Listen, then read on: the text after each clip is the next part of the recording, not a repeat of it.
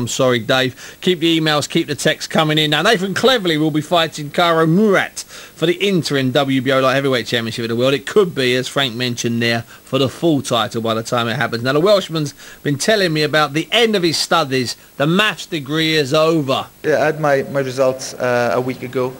I graduated with a 2-2 in my mathematics studies, so I'm delighted with that. It's a good grade and respectable. So considering that I've had a busy year with title fights, winning the Commonwealth, British and European. So for the first time in my life, I can solely concentrate on boxing and concentrate on becoming world champion. It's such a relief and a great feeling. You comfortable at light heavy? Yeah, I am. I'm gradually filling into the weight a little bit more, actually. My previous fights, I've made light heavyweight quite comfortably. So there's still a little bit more room for expanding. And each fight now is slightly getting harder and harder. I've done it on a domestic scene by winning the 3 belts.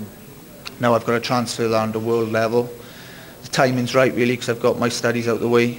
So I've got the perfect opportunity to move on to world level and establish myself as and hopefully an undisputed light heavyweight champion. And there's some good light heavyweight world champions out there, and it would be a pity to arrive in their company too late before they start moving off. So you really want to be chasing them, but at the same time, you still need possibly a year of toughening up fights.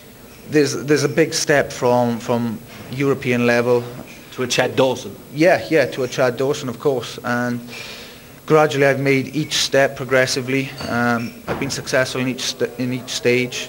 So when we're talking the likes of Chad Dawson's and Trevoris Cloud, and there's probably going to be a lot of guys from super middleweight moving up as well after the Super 6, Kesslers, Carl Froch, which I'm sure that would be a great fight down the line. And down the line, I mean, DeGale's probably going to go up, George Groves probably going to go up, Tony Jeffrey's going to go up. Yeah. I mean, you've got some good world stuff and some good domestic stuff in the next 2 or 3 years. I mean, I know Frank's been banging on about how you will be a star in the future, but if you keep winning and you keep fighting these guys, you can only but be a star. Yeah, that's right. I'm quite fortunate, really. I've got good names around who can potentially come up to light heavyweight, because they can make super fights, and I'm out to beat the best. You know, I'm not in the sport to obviously money's a bonus, but I'm solely in the sport to be world champion, to be #1.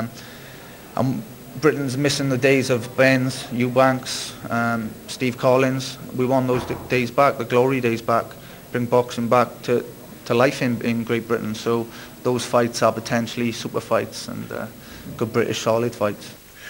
Nathan Cleverly there talking about taking it to glory days. You've got to like that. Now,